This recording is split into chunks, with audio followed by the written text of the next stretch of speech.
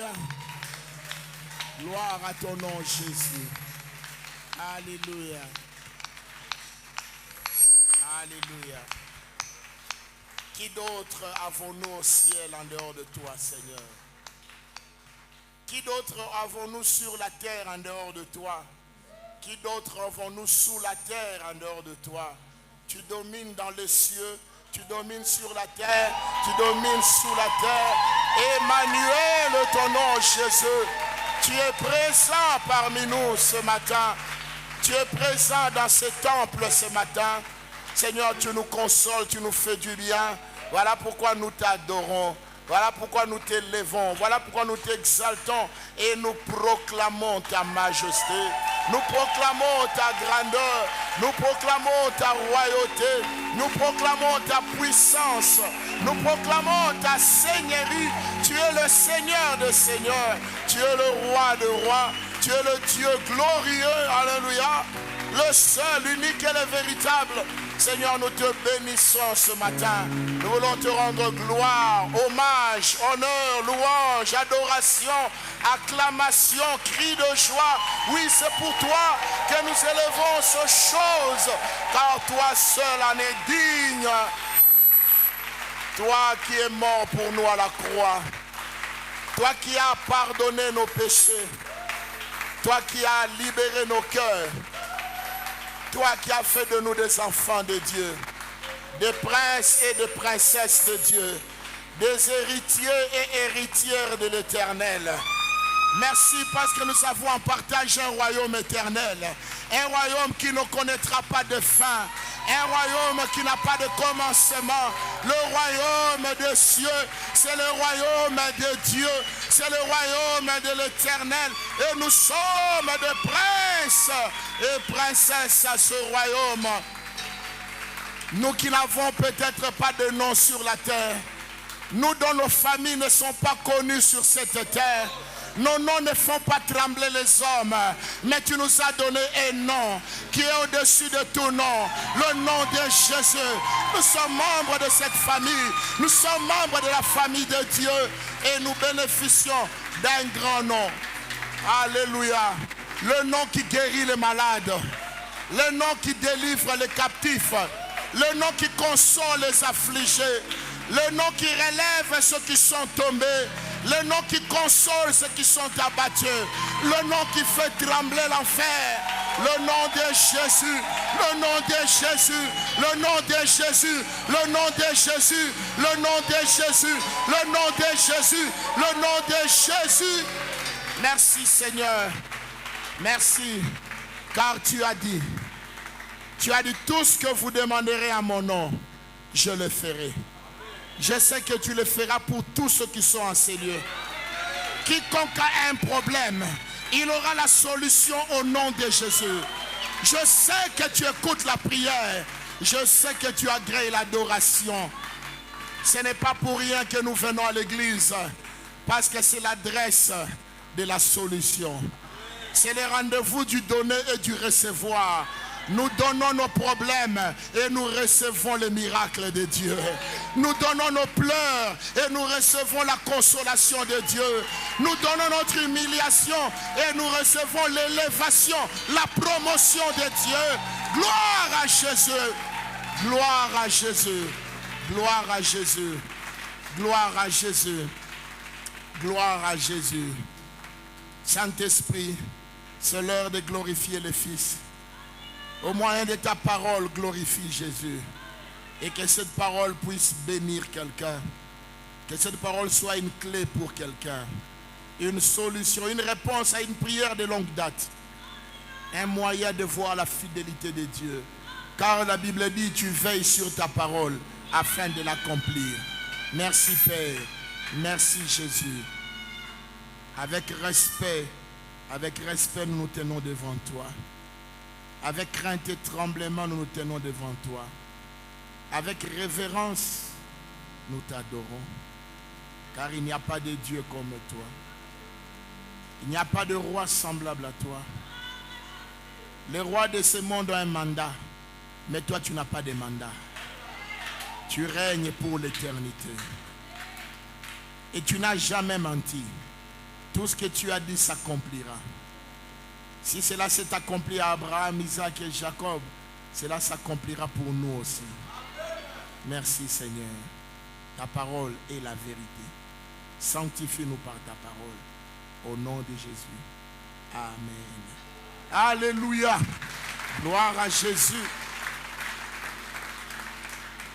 Amen. Shalom peuple de Dieu. C'est une grâce pour nous de nous retrouver dans la présence de Dieu ce dimanche matin. C'est Dieu qui l'a voulu, bien-aimé. Car si Dieu ne l'avait pas voulu, peut-être nous serions morts cette nuit, peut-être que nous serions en prison ou dans un hôpital. Si nous sommes ici, c'est parce que Dieu l'a voulu. Alléluia. Et lorsque Dieu l'a voulu, il y a un but.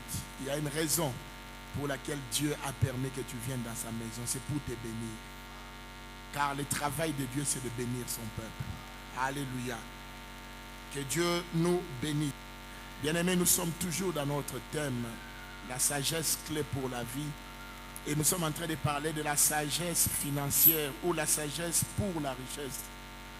Nous sommes en train de donner quelques principes pour être riche selon la parole de Dieu. Parce qu'il y a des riches en dehors de la parole de Dieu. Non, nous ne voulons pas imiter ces riches-là. Ces riches-là qui, pour devenir riches, ils ont sacrifié des enfants.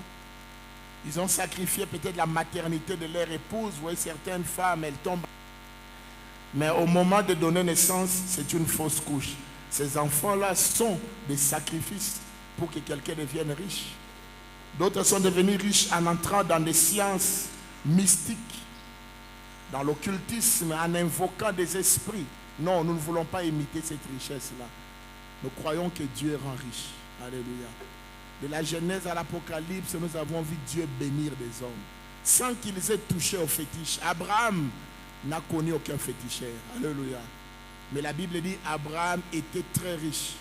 Au point qu'Abimelech est venu dire tu es plus fort que nous tous. Alléluia. Un roi a reconnu qu'Abraham était plus riche que lui. Amen. Abraham était plus riche que le roi Abimelech, sans passer par la sorcellerie, sans passer par des combines, par l'escroquerie ou par la corruption. Bien-aimés, j'aimerais vous dire Dieu béni. Qu'on ne vous trompe pas que l'argent vient du diable. Le diable n'a rien créé. La Bible dit l'or et l'argent appartiennent à l'Éternel. C'est Dieu qui bénit. Et comment Dieu bénit? Dieu bénit lorsque nous sommes ses enfants. Lorsque nous nous donnons à lui, il prend soin de nous. Parce qu'un père responsable, il prépare ce qui va aider son enfant avant que l'enfant ne naisse, n'est-ce pas? Et notre Dieu est plus responsable que nous. Si nous pouvons faire la layette pendant que maman est enceinte, Dieu fait plus que la layette. Alléluia. Dieu pourvoit à tout ce dont nous avons besoin. Deuxième chose, nous avons dit qu'il faut travailler dur. Il faut travailler avec sagesse. Il faut aimer le travail. Il ne faut pas être paresseux. Parce que la paresse amène à la pauvreté. Troisième principe, nous avons dit, il faut savoir donner. Il faut savoir s'aimer. Il faut être libéral. Savoir soutenir Dieu, soutenir l'œuvre de Dieu, soutenir les hommes de Dieu.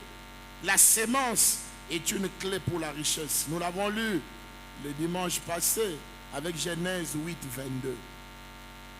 Tant qu'il y aura les cieux et la terre, la loi de la semaille et de la moisson ne finira jamais. Donc, bien-aimés, si nous sémons, nous moissonnerons. Alléluia. Oui, aujourd'hui, bien-aimés, nous voulons abonder dans ce même sens, entrer un peu plus en profondeur dans cette pensée de la libéralité. Le troisième principe qui rend riche, et c'est l'un des principes même très très importants que nous négligeons aujourd'hui, donner. Nous avons lu Luc 6, 38 qui nous dit donner. J'ai dit donner est un commandement, ce n'est pas une option. Dieu nous a ordonné de donner. Il n'y a pas que les 10 commandements dans la Bible, il y a beaucoup de commandements. Partout où vous voyez l'impératif, c'est un commandement. Alléluia. Et Dieu nous dit un commandement nouveau ce matin, donnez. Alléluia. Donnez et il vous sera donné. C'est un principe. Celui qui ne donne pas ne recevra pas. Mais celui qui donne recevra. Je vais dire à quelqu'un, même si tu as l'impression que toi tu donnes toujours aux gens et toi tu ne reçois pas, peut-être après ta mort tes enfants recevront. Alléluia.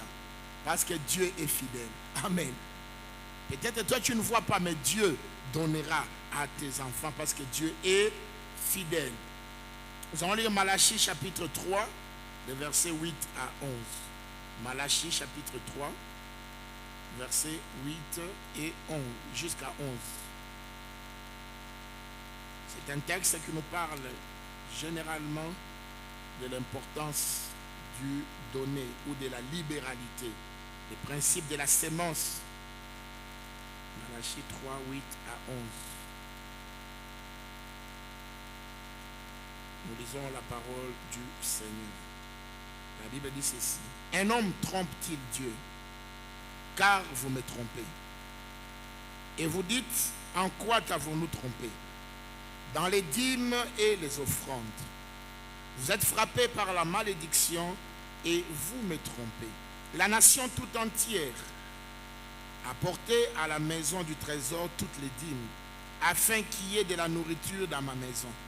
Mettez-moi de la sorte à l'épreuve, dit l'Éternel des armées, et vous verrez, si je n'ouvre pas pour vous, les écluses des cieux, si je ne répands pas sur vous la bénédiction en abondance. Pour vous, je menacerai celui qui dévore, et il ne vous détruira pas le fruit de la terre et de la vigne, et la vigne, ne sera pas stérile dans vos campagnes, dit l'Éternel des armées. Amen. Ici, la Bible est en train de nous montrer les principes de l'abondance. Dieu dit, je veux ouvrir les écluses des cieux. Je vais vous donner l'abondance. Je vais vous rendre riche. Je vais vous rendre heureux. Mais quelle est la condition? Il faut donner vos dîmes et vos offrandes. C'est Dieu qui parle ici par le prophète Malachie au peuple d'Israël, qui se plaignait un moment de ne pas voir les résultats de leur travail. Bien-aimé, tu peux travailler dur, mais si tu trompes Dieu dans tes dîmes et dans tes offrandes, Dieu va bloquer tes finances. Il dit, non seulement je veux vous donner l'abondance, non seulement je vais vous ouvrir les écluses des cieux, et vous n'aurez même pas d'endroit pour stocker la richesse que je vous donnerai. Il ajoute aussi, je menacerai celui qui dévore. Bien-aimé, il y a un esprit qui dévore la richesse de tous ceux qui ne sont pas fidèles dans les dîmes et les offrandes. Ce n'est pas moi qui le dis, c'est la Bible qui dit. Il dit, je menacerai celui qui dévore. Qui dévore quoi? Qui dévore votre blé, qui dévore votre vigne, qui dévore votre richesse, qui dévore même votre santé. Beaucoup, je l'ai dit dimanche passé, ont même perdu le travail seulement parce qu'ils n'ont pas été fidèles dans leurs dîmes. Et ils n'ont jamais donné à l'œuvre de Dieu. Et les dévoreurs, l'esprit qui dévore, va venir dévorer. Il va dévorer, bien-aimé. Là, ce n'est pas d'abord les sorciers de la famille qui viennent combattre ta richesse. C'est toi-même qui es ennemi de ta propre richesse. Quand tu ne donnes pas à Dieu, quand tu n'es pas fidèle à Dieu, bien-aimé, tu es ennemi de ta propre richesse. Toi-même. Parce qu'il y a un esprit, lui n'agit que lorsque quelqu'un est infidèle. On l'appelle l'esprit qui dévore. Mais Jésus dit, et j'ai une bonne nouvelle pour quelqu'un ce matin. Le Seigneur te dit, il menacera celui qui dévore. Si tu es fidèle dans tes dîmes et dans tes offrandes, tu as le droit de réclamer, Seigneur, pourquoi je ne vois pas la bénédiction alors que je suis fidèle? Alléluia. Tu as le droit de réclamer. Avant de réclamer la richesse, fais un examen de conscience. Est-ce que je suis fidèle?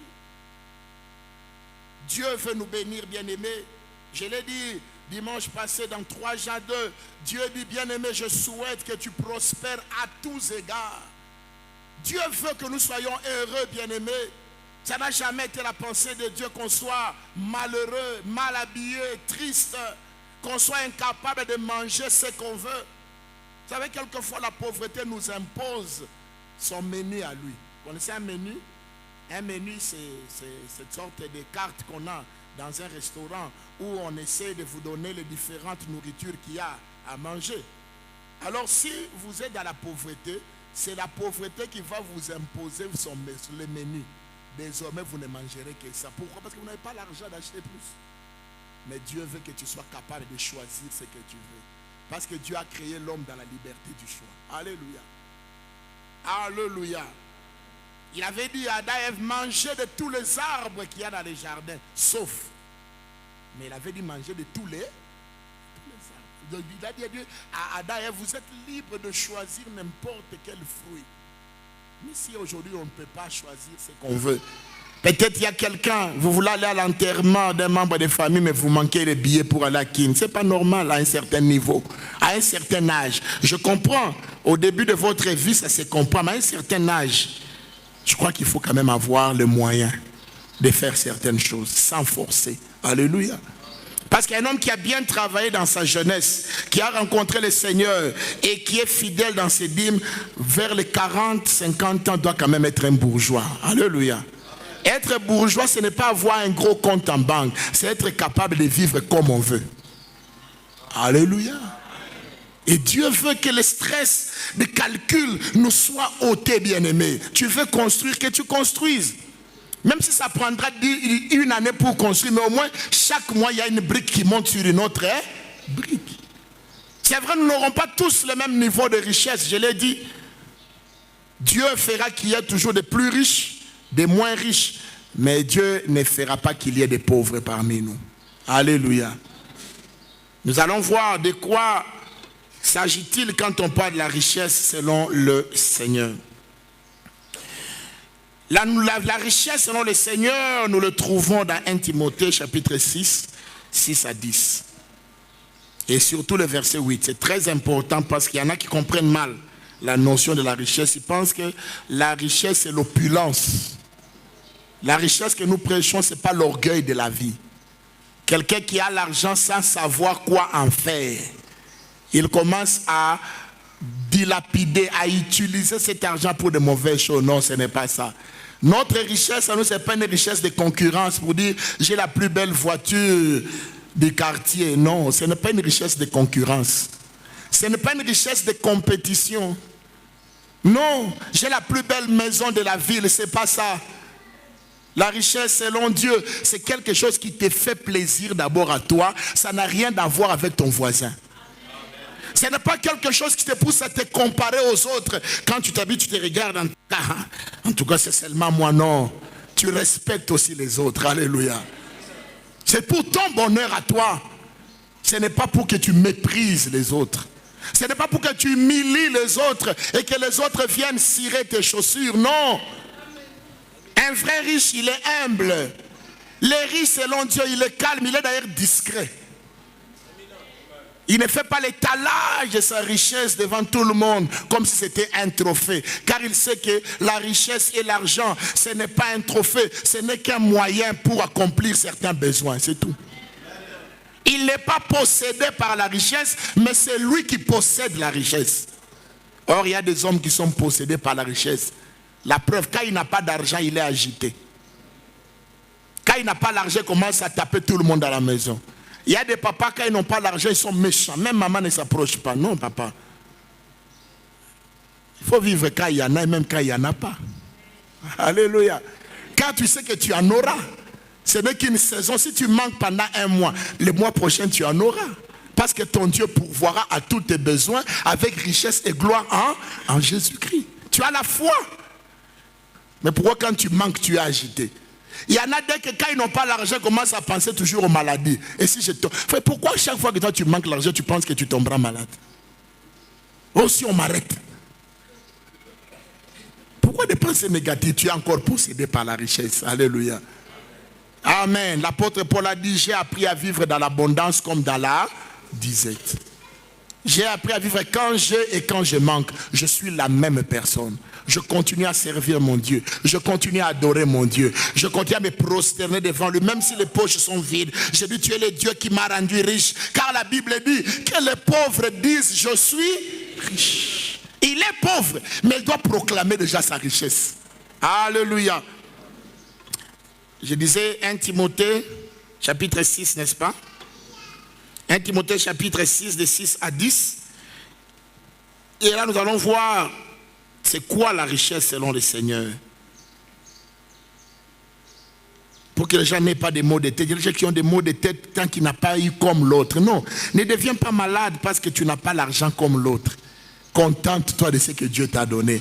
Et apprends à bien gérer ce que Dieu t'a donné. Tu peux être riche dans le peu que tu as. 1 Timothée chapitre 6, 6 à 10. La Bible dit, c'est en effet une grande source de gain que la piété avec le contentement. Si je vais m'arrêter à ces versets, je peux vous dire, qui vous a dit que la piété, la sanctification, la justice, la crainte de Dieu ne rend pas riche? C'est écrit où? Souvent on écoute, non, pour être riche, en tout cas il faut être comme un païen. Il faut toucher, les termes, il faut aussi mbalingala. Mais écoutez ce que la Bible, c'est une affirmation forte. C'est en effet une grande source de gains. Quand on parle de gains, les gains c'est quoi? C'est le profit. Les gains c'est quoi? C'est la richesse. Les gains c'est quoi? C'est l'abondance. La Bible dit, c'est une source, en effet, une grande source de gains. Quoi? La piété combinée au contentement. C'est là que la richesse de Dieu commence. Être pieux. Être pieux c'est quoi? Craindre Dieu. Marcher dans l'amour du prochain, marcher dans l'amour de Dieu, servir Dieu. Le simple fait d'être pieux, c'est déjà une source de gain. La Bible dit une grande source. Et après la piété, la Bible ajoute le contentement. Qu'est-ce qu'on dit? Le contentement, c'est quoi? Accepter la situation dans laquelle tu te trouves. Le contentement, ce n'est pas se comparer aux autres. Et ils viennent en voiture, toi tu viens en taxi, mais vous entrez par les mêmes portails de l'église. Demain tu auras ta voiture. Il n'y a même pas à t'en faire. Ce sont des choses simples que Dieu donne. Il y a des gens qui vont toucher au fétiche pour avoir une voiture. Mais ça c'est grave. Tu vends ton âme pour un véhicule qui va faire un accident. Et après tu redeviens piéton, mais ton âme a déjà été vendue à Satan. Alors que Dieu devait te donner la voiture dans 6 mois. Tu as été seulement pressé. Tu as manqué le contentement. Contentons-nous, bien-aimés, de ce que nous sommes. Contentons-nous de ce que nous avons. La Bible dit c'est une grande source de gains, de profits, de bénéfices, de succès, de richesses, d'abondance. Dieu bénit, bien-aimés. Je le répète, Dieu bénit. Tu n'as pas besoin de voler pour devenir riche. Tu n'as pas besoin de te prostituer pour devenir riche, maman. Ma fille, tu n'as pas besoin de vendre ton corps pour payer tes études. Non, la Bible dit la piété est une source de gain. Tu auras les minervales dans la prière. Alléluia. Car nous n'avons rien apporté dans le monde. Et il est évident que nous n'en pouvons rien emporter. C'est encore une affirmation très forte qui doit nous aider à comprendre c'est quoi la richesse selon Dieu. La richesse selon Dieu, ce n'est pas nous accrocher aux biens matériels. Ici, le verset 7 dit, nous n'avons rien apporté dans ce monde. Vous voyez, chaque enfant, lorsqu'il naît complètement nu, n'est-ce pas? C'est un symbole de Dieu, c'est un message. C'est déjà un message quand nous naissons. Nous naissons sans même une étoffe à la main. Alors pourquoi être orgueilleux à cause des habits? Parce que quand tu es né sans habits. Et quand tu vas mourir, ces habits ne serviront à rien. Donc la richesse selon Dieu, ce n'est pas de s'accrocher au bien du monde. Non. Je suis en train de définir la richesse selon Dieu. La piété, le contentement, mais aussi ne pas s'attacher au bien du monde. Parce que c'est le bien que nous avons trouvé, que nous allons utiliser et que nous allons laisser. Où se trouve Onassis aujourd'hui? Sa richesse, il a laissé. Où se trouve Ford, Rockefeller, Colgate, tous ces grands hommes qui ont eu beaucoup d'argent? On ne les a pas enterrés avec leurs millions. On ne les a pas enterrés avec leurs gratte-ciel, leurs grands buildings. Non, non. La richesse selon Dieu, ce n'est pas l'attachement au bien. C'est être détaché de bien. Utiliser les biens comme un serviteur et non comme un maître. Il y en a qui, si la voiture ne démarre pas, il ne viendra pas à l'église parce qu'il ne peut plus faire les pieds. Ce n'est pas normal. Tu es attaché au bien. Non. Avec ou sans voiture, je viens à l'église. Je me rappelle, au début de notre foi, nous pouvions quitter l'IPN dans la commune d'Engaliema pour aller à la Gombe à pied pour aller écouter un message, écouter un prédicateur. Parce qu'on n'avait pas l'argent de transport. C'est loin. Pour ceux qui connaissent Kinshasa, c'est là où vous passez par Selembao, descendez, Bandal, vous prenez 24 heures, vous êtes à la Gombe. À pied, aller et retour. Pas une fois, peut-être toute la semaine. Parce qu'on aimait Dieu. Et aujourd'hui, Dieu nous bénit, nous donne un véhicule. C'est normal. J'aimerais dire aux piétons d'aujourd'hui, vous aurez des véhicules demain. Amen. Si vous êtes des piétons qui craignaient le Seigneur, si vous êtes des piétons qui aimaient le Seigneur, si vous êtes les piétons qui acceptaient votre condition de piéton sans être complexés, je vous assure, vous allez garer aussi ici.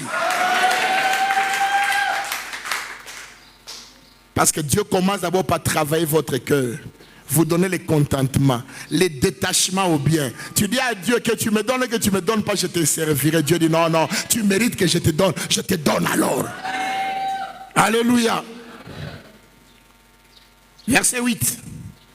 Si donc nous avons la nourriture et les vêtements, cela nous suffit. Voilà. Un riche selon Dieu, c'est celui qui a la nourriture et les vêtements. Est-ce que pour avoir la nourriture et les vêtements, il faut être ADG, il faut être DG, il faut être président de la République, il faut être le plus riche du monde? Non. Selon Dieu, ses enfants ne doivent pas manquer la nourriture et les vêtements. C'est là le début de la richesse. Dès que tu peux t'habiller et que tu peux manger, c'est déjà le commencement de la richesse. Considère-toi déjà comme un homme riche. Mais malheureusement, toi, tu envies toujours les habits des autres et la nourriture des autres. Je t'ai dit au début d'abord le contentement. Tu dois accepter ce que tu es avant que Dieu fasse de toi ce qu'il veut que tu deviennes. Tu ne peux pas forcer la main de Dieu. Dieu ne lèvera pas tout le monde au même moment. Non. Lorsque c'est Saül qui régnait, David ne régnait pas. Lorsque c'est David qui a régné, ce n'est pas Salomon qui a régné. Dieu n'a jamais mis deux personnes sur le trône de la vie. À chacun son tour, à chacun son temps. Alléluia. Si donc nous avons la nourriture et les vêtements, cela nous suffira. Ça, c'est l'apôtre Paul qui nous dit. Mais ceux qui veulent s'enrichir tombent dans la tentation, dans les pièges et dans beaucoup de désirs insensés et pernicieux qui plongent les hommes dans la ruine et la perdition. C'est-à-dire ceux qui veulent s'enrichir en dehors de Dieu. Parce que quand vous voulez être riche en dehors de Dieu, ça vous amènera à ces comportements. La tentation. Dans des pièges. Dans des désirs insensés. Quelqu'un peut se lever un matin, oh, je vais un peu moi aussi voyager, aller à la plage de Rio de Janeiro. Frère, l'argent là d'aller jusqu'à Rio, nous pouvons acheter les tôles de l'église. Désir insensé. Bon, vous allez à la plage et puis après vous regardez l'eau, vous regardez les femmes à demi vêtues et puis vous rentrez et puis après. Au ciel, on n'a rien mis dans votre livre de souvenirs. Vous avez réjoui vos yeux ont vu, vos yeux ont apprécié, vos yeux sont ouverts grands, mais votre esprit n'est pas béni. Désir insensé. Dieu nous met en garde contre ces choses. Pernicieux qui plongent les hommes dans la ruine et dans la perdition. Un homme qui n'est pas riche pour Dieu finira par perdre son âme. Parce que la richesse est un piège, bien-aimé. L'argent peut vous amener à commettre des crimes, je vous assure. Celui qui est riche se croit être en sécurité. Celui qui est riche sans Dieu croit qu'il lui est tout permis. Regardez ces riches du monde, comment ils sont arrogants, orgueilleux, hautains. Je peux acheter toi, toute ta famille et tout ton clan. Vous avez déjà écouté des gens parler comme ça, hein? Tu vas acheter mon clan, moi. Tu vas m'acheter, moi. Est-ce que tu connais mon prix? Mon prix, ce n'est pas $1 milliard. Mon prix, c'est le sang de Jésus. Pour m'acheter, il faut amener le sang de Jésus. Oh, il n'y a qu'un seul qui a le sang de Jésus. Il s'appelle Jésus. Je ne suis pas à vendre. Jésus m'a déjà racheté une fois. J'étais dans le marché du diable en tant qu'esclave. Jésus est venu, il m'a racheté. Je peux payer toute ta famille, je peux payer. Non, frère, soyez calme. Vous êtes riche, c'est pour vous. Soyez humble. Ne tombez pas dans l'arrogance. Car les riches d'aujourd'hui peuvent devenir les pauvres de demain. La vie nous joue des tours que nous ne maîtrisons pas. La vie, c'est le secret de Dieu, bien-aimé. Ne te moque pas de celui qui manque aujourd'hui, car tu ne connais pas son histoire avec Dieu. L'histoire d'un homme avec Dieu, c'est une histoire cachée dans la destinée que seul Dieu maîtrise. Amen. Car l'amour de l'argent est une racine de tous les maux. Et quelques-uns, en étant possédés, se sont égarés loin de la foi et se sont jetés eux-mêmes dans bien des tourments. L'amour de l'argent. Bien-aimés, nous aimons Dieu plus que l'argent.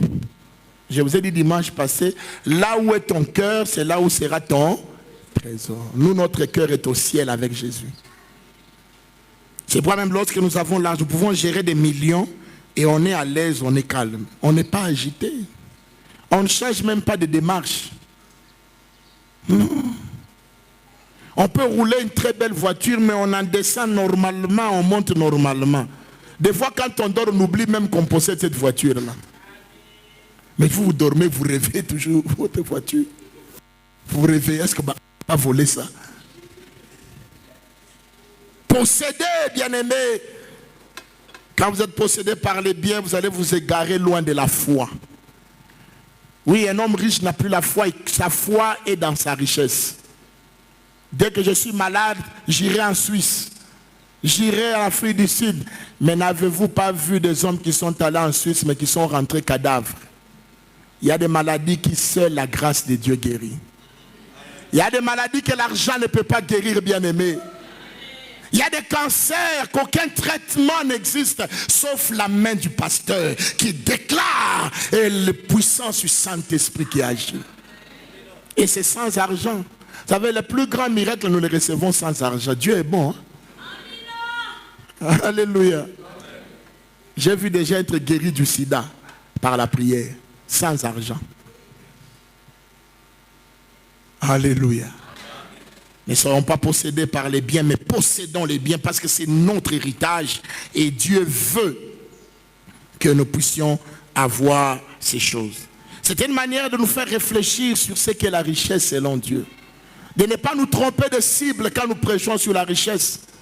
Nous ne voulons pas créer une classe de chrétiens orgueilleux, opulents, arrogants.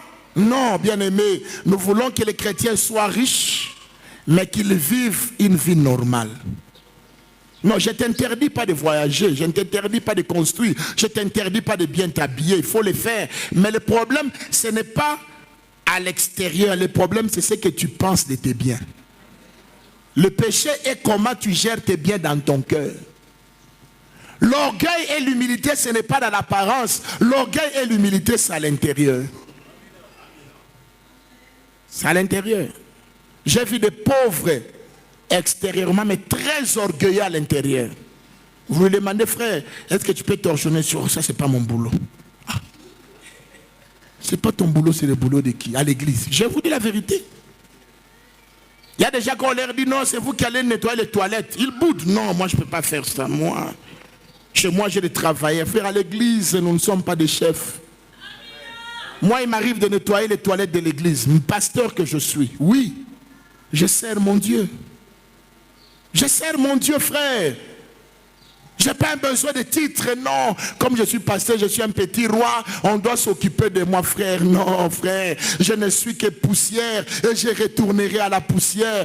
Mais pour que mon état de poussière soit, que cela puisse rappeler aux hommes, je dois poser de bons actes pendant ma vie de poussière. Car la vie de poussière, elle passe comme la poussière. Et la poussière, elle passe vite. Hein? Bien-aimés, comprenons ces choses. L'état de notre âme par rapport aux richesses, c'est ce que Dieu veut voir. Dieu n'est pas contre la richesse. Je vous ai dit dimanche passé, si Jésus n'avait pas Joseph d'Arimathée comme disciple, qui allait acheter son corps? Il fallait un homme riche pour aller acheter le corps auprès des Romains. Joseph a acheté le corps de Jésus. Parce qu'il n'a pas voulu voir son Seigneur rester sur le bois pendant toute la journée. C'était une honte pour un disciple. Il dit, moi, cet argent, au lieu de faire le commerce, combien ça coûte pour récupérer le corps de ce Jésus? Donne autant. Il a payé. La Bible dit, il a creusé une tombe dans le rocher. La tombe dans le rocher, c'était des tombes des hommes très riches à l'époque. Très riches, ça coûtait cher. Mais pour Jésus. Pas même pour enterrer son propre corps quand il va mourir. Il a enterré le maître. Il a priorisé l'œuvre de Dieu. Donc, bien aimé, s'il n'était pas riche, il ne l'aurait pas fait. Donc, j'encourage les chrétiens à devenir riches. Je prie pour que les chrétiens deviennent riches. Mais le problème, c'est dans notre cœur. Notre attitude devant l'argent. C'est ce que Dieu regardera, frère. Vous savez, certaines personnes, Dieu les avait testées. Souviens-toi, il y a 4-5 ans, Dieu t'avait donné beaucoup d'argent. Mais ce n'était pas tout ce que Dieu voulait te donner. Dieu voulait voir comment tu allais gérer ça pour te donner plus. Mais tu avais mal géré. Et aujourd'hui, pour retrouver même $100, ça devient difficile. Est-ce que tu es dans la salle? Si tu es là, je vais te dire, Dieu te donnera encore une autre opportunité. C'est un Dieu de la seconde chance. C'est le Dieu de la restauration. Il te donnera encore. Tu réussiras encore. Mais cette fois-ci, sois sage. Sois sage. Amen. La nourriture nous permet d'être en forme pour travailler et servir Dieu. Vous voyez la sagesse de Dieu? Il dit, si vous avez la nourriture et les vêtements, cela vous suffit. Sans nourriture, frère, tu ne seras pas en forme. Tu ne sauras pas travailler, tu ne sauras même pas servir Dieu, malgré ta volonté. Dieu s'assure à ce que sa créature, à ce que ses enfants soient forts. Et la force commence par une bonne alimentation. C'est pourquoi Dieu dit, si vous avez la nourriture et les vêtements, cela vous suffit. Dieu s'arrangera, mon frère, que tu ne manques pas de nourriture. Il dit lui-même, les oiseaux ne sèment, ne tissent, ne moissonnent, mais votre Dieu leur donne à manger chaque jour. Ne valez-vous pas plus que les oiseaux? Vous avez plus de la valeur que les oiseaux. Alléluia. Les vêtements nous servent à nous exprimer dans le monde extérieur. Sans vêtements, frère, tu ne peux même pas aller chercher du travail, frère. Peux-tu aller te présenter dans une entreprise avec ta farde sans vêtements? Est-ce que tu peux venir à l'église? Même si tu es spirituel, frère, tu parles la langue. Même si tu chasses les démons, tu vas entrer ici sans vêtements. Vous voyez la sagesse de Dieu? Ce sont les deux éléments importants qui nous permettent d'évoluer. La nourriture et les vêtements. Celui qui a bien mangé peut s'habiller. Et lorsqu'il s'est habillé, il peut avoir la force d'aller côtoyer les autres hommes. Là, tu vas faire des demandes d'emploi. Tu vas aller prêcher. Tu vas aller pour les gens. Parce qu'il ne faut pas être un scandale pour les gens. Et Dieu te donnera la nourriture et les vêtements pour que tu ne sois pas humilié par les autres. Pour que tu ne sois jamais un scandale pour les autres. Et c'est ça le début de la richesse. Si tu peux t'acheter même une chemise au marché, frère, pas toujours dans les boutiques. Le problème, c'est ça, nous tombons dans les pièges de vouloir nous comparer. Vous savez, bon, il y a des choses qu'on ne vous dit pas tout. Il y a des choses que nous achetons là, dans les marchés. Tu vois une chemise, coup d'œil. Mais quand je porte, ça vraiment, on lui a envoyé ça du Canada. Canada, couloir. À qui on dit ma solo à couloir. Et des fois, il y a des meilleurs habits là dans le couloir que ce que vous achetez dans les magasins. Je crois que je parle à un frère. Oh, moi, je t'avale en combo. Frère, mon combo, coucou bintou. Coucou ma pièce rare. Mon mouton en aval à une vie. Frère, ou lui vous a non, balin ne fait pas comme parce que mon combo est bien mingi. Alléluia. Non, ne me laissons pas distraire par cette guerre. Et dire, moi j'ai acheté là-bas, frère. Si ça peut couvrir ta nudité, porte sans complexe. Si ça peut te donner la force, c'est que tu as mangé, même si c'est le ndakala. Sois heureux de ton ndakala. Où on attend ta boukari avec joie et tu mets dans la bouche. Vous savez, d'ailleurs, j'ai constaté que beaucoup d'hommes riches, de plus en plus, même en Europe, ils commencent à revenir vers nos nourritures anciennes ici. Ils vous demandent le ndakala et le bitoy. Tous les gens qui sont en Europe, pasteur, tout le monde ndakala, il est Soumali. Il est Kalemi. Ils connaissent même les noms. Mais ils ont tous les hamburgers. Ils ont compris que les hamburgers n'ont pas été à ma obésité, n'ont pas été à ma problème de cholestérol, ma cœur. Vous savez, quelquefois, l'orgueil peut nous amener à mourir vite. Nous avons un nyama désordre. Nyama. Nyama, t'as pas goutte. On va l'éteindre à bilato. Jour on a goutte. Les doigts forment. Il faut équilibrer. Alléluia. Ne soyez pas complexés, bien-aimés. Mangez ce que Dieu vous donne et priez pour cela. Dieu peut même donner du goût à une nourriture qui n'a pas de tomates. Je vous assure, ce sont des expériences que j'ai fait, frère. Munatokotisha tu matembele na chumvi. Hakuna tomate, hakuna mafuta. Au nom de Jésus, frère. Unakura washika nyama mukinyo. Parce que les gens, l'homme noir est tombé dans des complexes. On commence à oublier ce qui est bio, ce qui est bien, pour chercher à imiter. Je ne suis pas contre la cuisine occidentale, mais bien aimé, la nourriture, c'est ce que selon tes moyens. Dieu nous permettra de comprendre ces choses. Donc, bien aimé, il est important de savoir que la richesse de Dieu, c'est d'abord pour ton bon plaisir à toi. C'est pour que tu t'habilles pour toi et que tu manges pour toi. Tu ne manges pas pour les voisins, tu ne t'habilles pas pour les voisins. Fier de ton habit, fier de ta nourriture. C'est ça la richesse selon le Seigneur. Alors il est évident, pour avoir la nourriture et les vêtements, il faut avoir quand même un fond. La nourriture et les vêtements, même si c'est le simple degré de la richesse, mais il faut avoir quelque chose.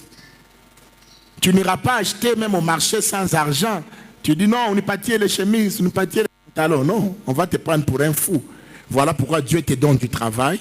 Voilà pourquoi Dieu te donne l'intelligence de faire les affaires. Voilà pourquoi Dieu te donne aussi la sagesse d'épargner. L'épargne. Ne pas tout manger. On le verra dans la suite comment gérer peut-être notre argent pour que nous puissions un jour atteindre la richesse. Bien aimé, l'une des choses qui fait que beaucoup de chrétiens ne puissent pas donner ou ne puissent pas s'aimer, c'est les circonstances. Souvent, nous nous cachons derrière les circonstances. C'est la crise, c'est la Covid.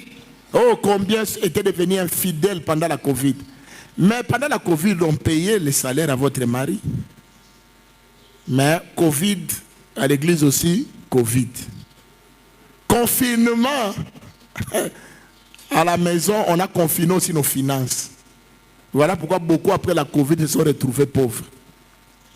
Bien aimé, Dieu ne dépend pas des circonstances. Notre relation avec Dieu ne dépend pas des circonstances. Donner, c'est un commandement en tout temps. On s'échappe. Non, vous voyez, il y a la crise économique, il y a la guerre en Ukraine. Frère, toi tu en as. Ton salaire n'a pas changé. Lisons quelques textes de la parole de Dieu pour voir des gens qui ont s'aimé dans les temps difficiles. Et ils sont pour nous un modèle. Genèse 26, de 1 à 6. Genèse 26, de 1 à 6. Nous avons l'exemple d'Isaac. Isaac n'a pas regardé les circonstances quand il s'agit de s'aimer. Genèse 26, de 1 à 6.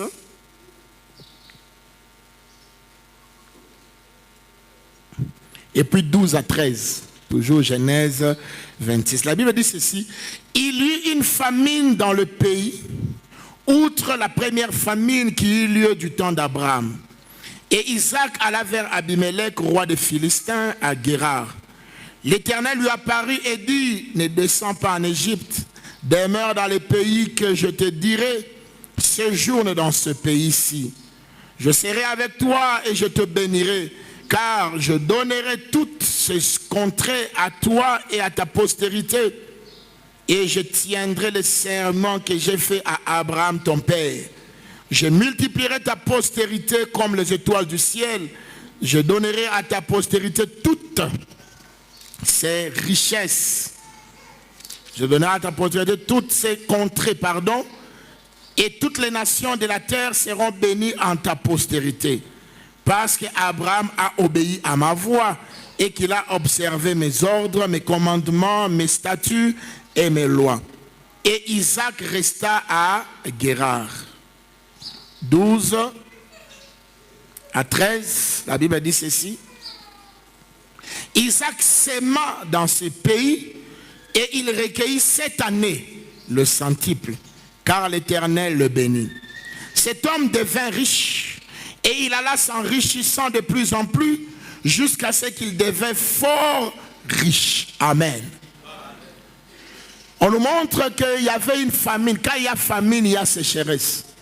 Quand il y a sécheresse, s'aimer devient un problème. Tous les agriculteurs vous diront non, ce n'est pas la bonne période pour s'aimer. Parce qu'il y a sécheresse. Parce qu'il y a famine. Mais la Bible nous montre qu'Isaac n'a pas regardé les circonstances, l'atmosphère. Il n'a pas regardé la famine. La Bible dit au verset 12, il s'aima. Il s'aima dans quelle terre? Dans la terre qui était sèche. Il s'aima dans une période de famine, dans une période de difficulté. Et la Bible nous dit qu'il a récolté au centuple. Et la Bible ajoute, cet homme devint riche. Il alla s'enrichissant, deuxième étape, et troisième étape, il devint fort riche. Bien aimé, les gens qui s'aiment dans les moments difficiles étonnent le cœur de Dieu. Les gens qui s'aiment lorsque les circonstances sont contraires bougent le cœur de Dieu. Et Dieu finit par les bénir financièrement. Je vous en donnerai d'autres exemples. Allons d'abord dans le Nouveau Testament. 2 Corinthiens 8, 1 à 5. On va parler des Macédoniens, les chrétiens de la Macédoine, qui ont aussi semé sans regarder les circonstances. Nous trouvons toujours des échappatoires. Non, j'avais les minervales des enfants à payer, alors tu prends la dîme, tu payes les minervales. Non, j'avais la facture de l'eau, la facture de l'électricité. Non, j'avais une dette à payer. Frère, la dette n'est pas payée avec l'argent de Dieu. La dîme appartient déjà à Dieu. Depuis que tu as commencé à payer tes dettes en volant la dîme, est-ce que tu as fini tes dettes? Mais je connais un Dieu qui peut toucher le cœur de tes créanciers pour te dire, je te remets cette dette. Parce que toi, tu es fidèle. Il va dire, bon, mais tu me devais $100 000. Non, c'est pas grave. C'est fini, je te le donne. C'est possible avec Dieu, frère. 2 Corinthiens 8, 1 à 5.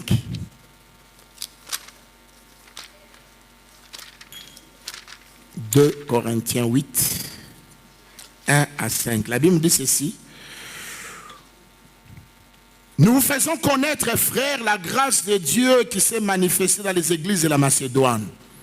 Au milieu de beaucoup de tribulations, retenez le verset 2 de ce passage. Au milieu de beaucoup de tribulations qui les ont éprouvées, leur joie débordante et leur pauvreté profonde ont produit avec abondance de riches libéralités de leur part. Ils ont, je l'atteste, donné volontairement, selon leurs moyens, et même au-delà de leurs moyens, nous demandons avec de grandes instances la grâce de prendre part à l'assistance destinée aux saints. Et non seulement ils ont contribué comme nous l'espérions, mais ils se sont d'abord donnés eux-mêmes au Seigneur, puis à nous par la volonté de Dieu. Amen. Quand vous écoutez un tel passage, on dit ces peuples, ces chrétiens de Macédoine étaient dans de grandes tribulations. Vous comprenez quoi avec le mot tribulation?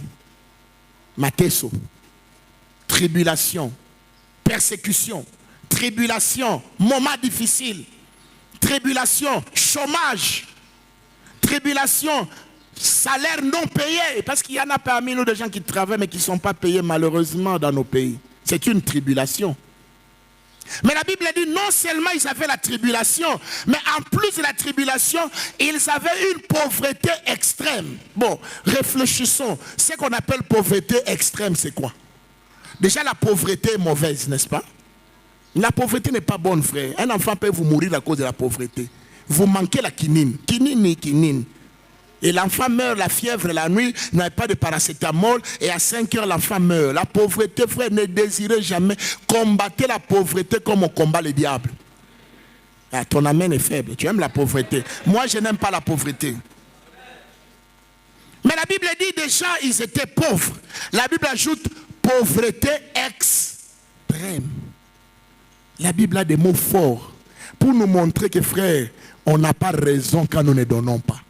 Eux, ils étaient dans la pauvreté extrême. Mais ils sont, de la Bible dit, cela a produit de riches libéralités.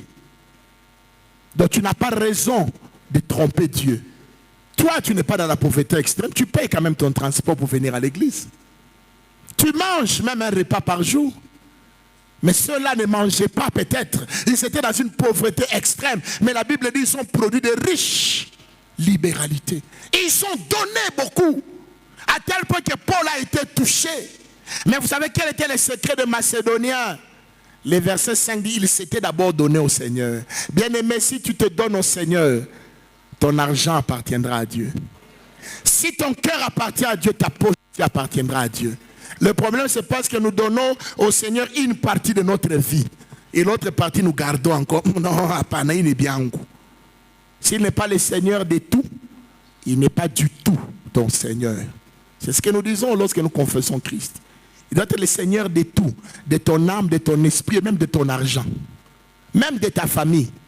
Moi et ma maison, nous servirons l'Éternel. Alléluia. Donc, bien-aimés, comprenons que ce n'est pas une excuse que de ne pas donner parce qu'on traverse les temps difficiles. Soyons fidèles même dans les moments difficiles, comme Isaac, comme les Macédoniens. C'est cette fidélité-là qui va bouger le trône de Dieu. Quand Dieu voit un homme fidèle dans les temps difficiles, celui-ci l'a touché, mon Dieu. Vous savez, quand vous donnez, quand vous avez l'abondance, vous ne sentez même pas. Ça ne fait pas mal. Mais quand vous donnez dans les temps difficiles, ça fait mal. Imaginez quand Abraham devait offrir Isaac. Mais c'est le seul jour où Dieu a juré pour un homme.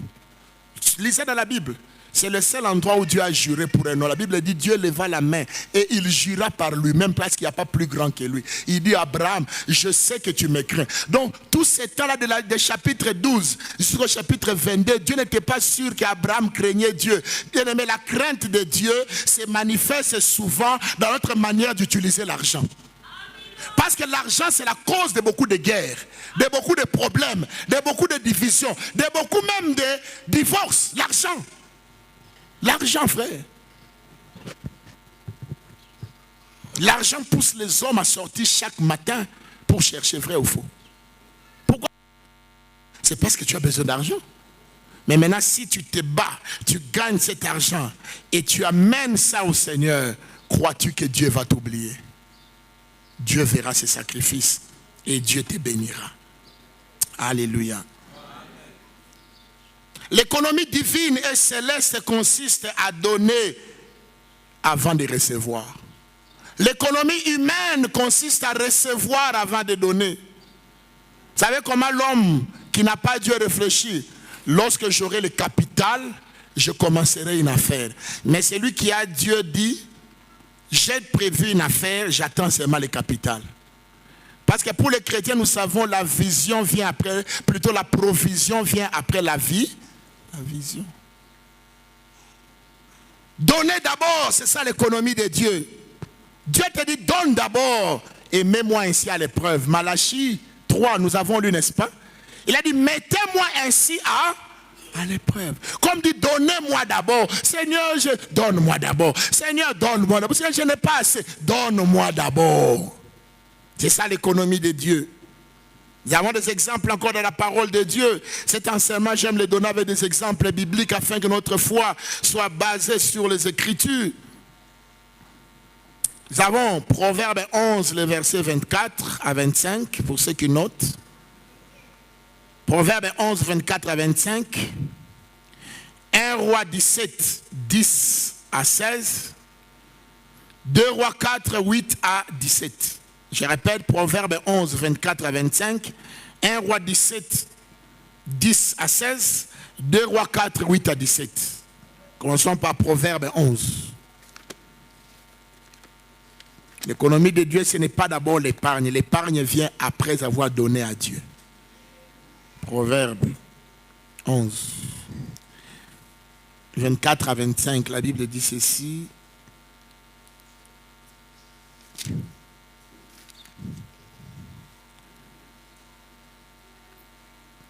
Tel qui donne libéralement devient plus riche. Tel, ça remplace tous les hommes. Tel, c'est toi et moi.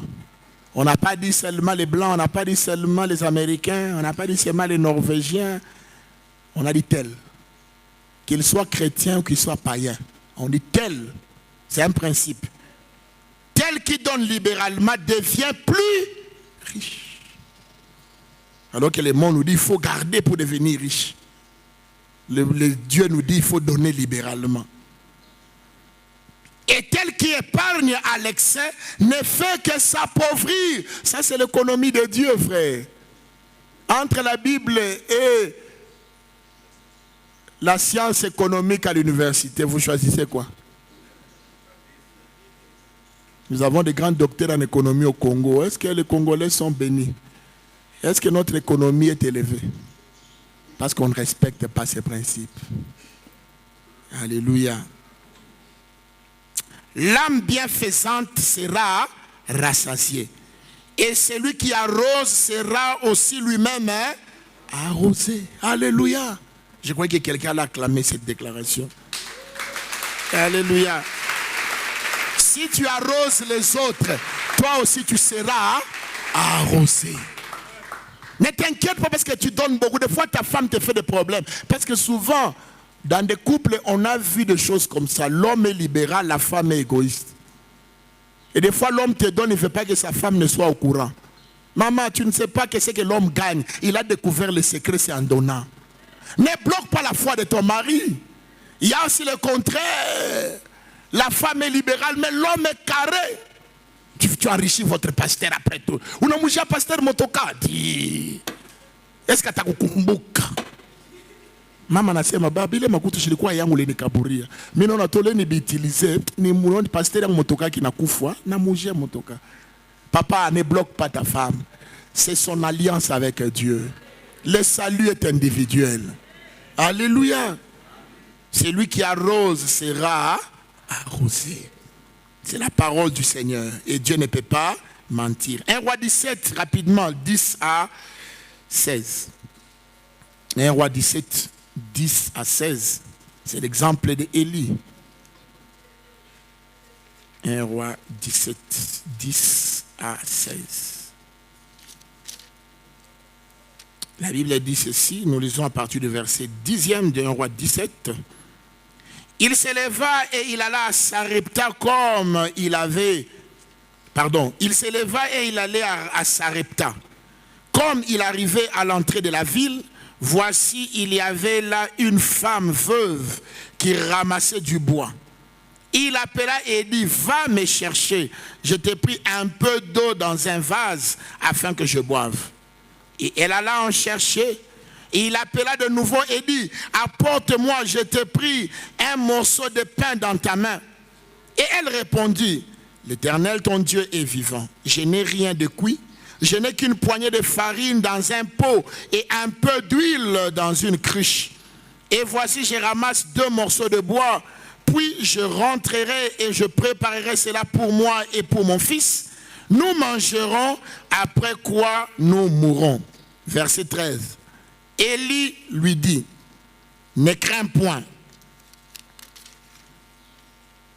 Rentre, fais comme tu as dit. Seulement, prépare-moi d'abord. Élie est compliqué. Hein? Sinon, on fait ça aujourd'hui, va passer Bacho Boulouma. Ma pasteur Baléo, les pasteurs n'ont pas pitié. Ils voient bien qu'on n'a pas mis d'idole encore. L'église ne fait que nous demander l'argent. Donnez, donnez, donnez. Bah, chichi, donnez à mon nini. Élie était courageux. Donne-moi d'abord. Élie, on t'a dit qu'il ne reste qu'une poignée de farine. Suffisant pour la veuve. Encore une veuve, s'il vous plaît. Voyez comment Dieu met les gens à l'épreuve. Pourquoi Dieu n'a pas envoyé Élie chez les femmes riches? Il y avait beaucoup de riches. Même Jésus l'a dit plus tard. Il y avait plusieurs femmes riches dans cette ville à l'époque d'Élie. Mais Dieu a envoyé Élie vers une veuve. Bien-aimé, si Dieu envoie que tu puisses donner malgré les temps difficiles, Dieu sait ce qu'il fait. Il te met seulement à l'épreuve. Il a déjà préparé de grandes choses pour toi. Mais il veut voir est-ce que tu seras capable de gérer. C'est pourquoi il te dit donne-moi d'abord. C'est fort, hein? Donne-moi d'abord. Aujourd'hui avec les théologiens, non, vous savez, les pasteurs sont des cupides. Ils ne voient que leurs intérêts. Non, mori patie kwanza. Unifike kwanza. Ukumbuke bibi yangu kwanza. Écoutons la suite de l'histoire. Prépare-moi d'abord avec cela un petit gâteau et tu me l'apporteras. Tu en feras ensuite pour toi et pour ton fils. Mais Élie, il n'y en a pas assez pour 3 personnes. Et puis Élie, toi tu es une grande personne. Tu vas manger la part déjà des grands. Vous savez, les vieilles veuves ne mangent plus beaucoup et l'enfant ne mange pas beaucoup. Et Élie lui-même pouvait manger la part de la veuve et de l'enfant. De marcher. Alléluia. Donc Élie lui dit, c'est ça la philosophie d'Élie dans cette phrase.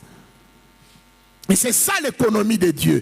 Être prêt à risquer pour voir la main de Dieu. Abraham a risqué Isaac et il a gagné Israël. Tout un peuple. Si à partir vous ne risquez pas, si ça ne vous fait pas mal quand vous donnez, frère, vous n'êtes pas encore prêt de devenir riche. Ce n'est pas moi qui l'ai dit, c'est la Bible qui l'ai dit. Écoute la suite. Car ainsi parle l'Éternel, le Dieu d'Israël. La farine qui est dans le pot ne manquera point, et l'huile qui est dans la cruche ne diminuera point, jusqu'au jour où l'Éternel fera tomber de la pluie sur la face du sol. Et elle, Allah, et elle fit selon la parole d'Élie, et pendant longtemps, elle eut de quoi manger, elle et sa famille, aussi bien qu'Élie. La farine qui était dans le pot ne manqua point, et l'huile qui était dans la cruche ne diminua point, selon la parole que l'homme de Dieu avait prononcée. Selon la parole que l'Éternel avait prononcée par Élie. Élie n'a donné qu'une parole.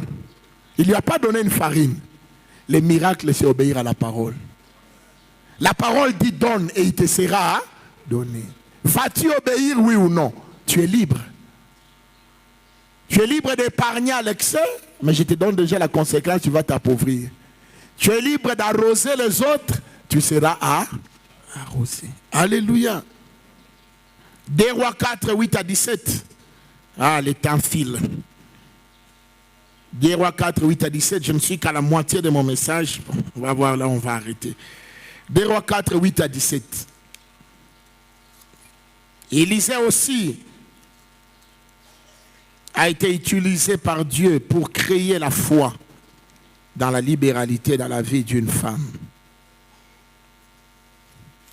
Et j'ai l'impression que les femmes sont plus aptes dans la libéralité que les hommes. Hein? Maman, que Dieu vous bénisse. C'est pourquoi les exemples ne tournent qu'autour des femmes. Quand je vois encore même, comment il s'appelle? C'est lui qui, le mari d'Abigaël, comment il s'appelle encore? Nabal. C'est toujours une femme qui avait donné. Quand je vois même Jésus-Christ dans Luc, on dit qu'il y avait des femmes qui le soutenaient de leur bien. Papa, cela ne vous parle pas.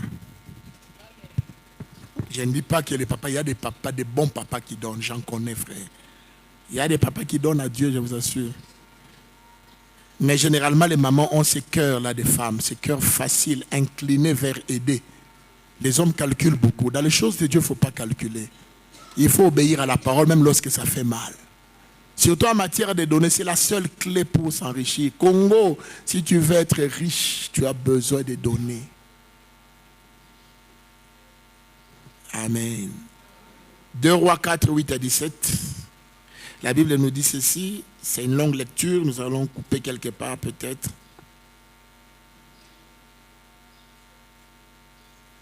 Deux Rois 4, le verset 8. Un jour, Élisée passait près de Sunem.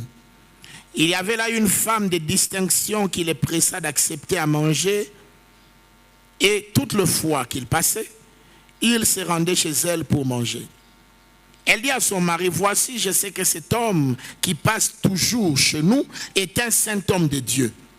Faisons une petite chambre haute avec des murs et mettons-y pour lui un lit, une table, un siège et un chandelier afin qu'il s'y retire quand il viendra chez nous. Élisée étant revenu à Sunem, se retira dans la chambre haute et y coucha. Il dit à Géasi, son serviteur, appelle cette Sunamite. Géasi l'appela et elle se présenta devant lui. Et il se dit à Géasi, dis-lui, voici tu nous as montré tout cet empressement. Que peut-on faire pour toi? Faut-il parler pour toi au roi ou au chef de l'armée? Elle répondit, j'habite au milieu de mon peuple. Et il dit, que faire pour elle? Géasi répondit, mais elle n'a point de fils et son mari est vieux. Et il dit, appelle-la. Géasi l'appela et elle se présenta à la porte. Élisée lui dit, à cette même époque, l'année prochaine, tu embrasseras un fils. Et elle dit, non, mon Seigneur, homme de Dieu, ne trompe pas ta servante. Cette femme devint enceinte et elle enfanta un fils à la même époque, l'année suivante, comme Élisée lui avait dit. Qu'est-ce qui a déclenché la fécondité dans la vie de cette femme?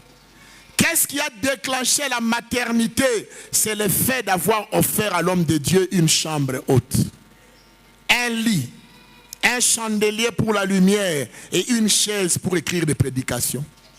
Elle a servi l'homme de Dieu et le Dieu de l'homme de Dieu l'a servi avec un fils. Il y a des choses que nous cherchons à la montagne. Nous prions, nous jeûnons. Il y a des choses que Dieu ne nous donnera que lorsque notre cœur sera prêt à libérer. En voici un exemple. Elle était une femme de distinction mais sans enfant. Son mari était déjà vieux. Ce qui veut dire que le fait que cette femme ait conçu était déjà un miracle. Parce que son mari était déjà vieux. Si la Bible ajoute qu'il était vieux, c'est pour nous montrer que c'était des complications. J'aimerais dire à quelqu'un, si tu as un cœur pour soutenir l'œuvre de Dieu, si tu as un cœur pour soutenir les hommes de Dieu, si tu as un cœur pour donner à la maison de Dieu, Dieu fera l'impossible pour toi. Les miracles deviendront possibles pour toi, comme le cas de cette femme. Oui, bien-aimés, nous devons apprendre à faire la libéralité. Car la sémence est une loi perpétuelle, nous l'avons lu. Et sans elle, nous n'allons pas moissonner. Qu'est-ce qu'il faut pour qu'une sémence produise? Premièrement, il faut la qualité de celui qui donne à Dieu. Dieu regarde d'abord à la qualité de celui qui donne avant de regarder à la qualité du don qui a été donné. Ton cœur est plus important que ton argent. Dieu a besoin de ton cœur d'abord avant d'accepter ton offrande.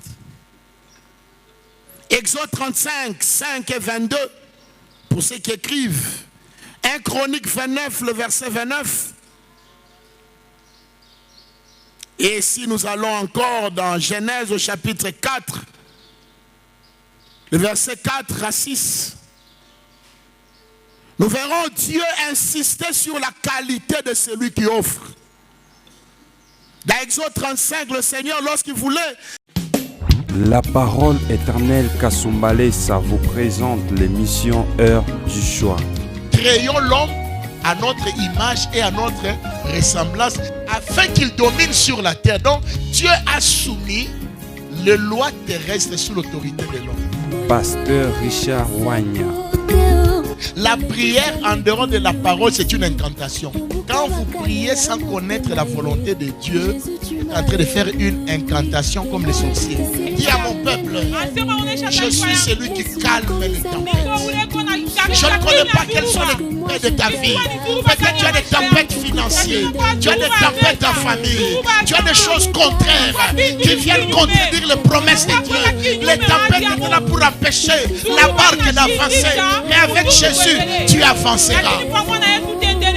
Pour cette émission, contactez le 081 01 58 074 ou les 099 87 40 322. Que Dieu vous bénisse.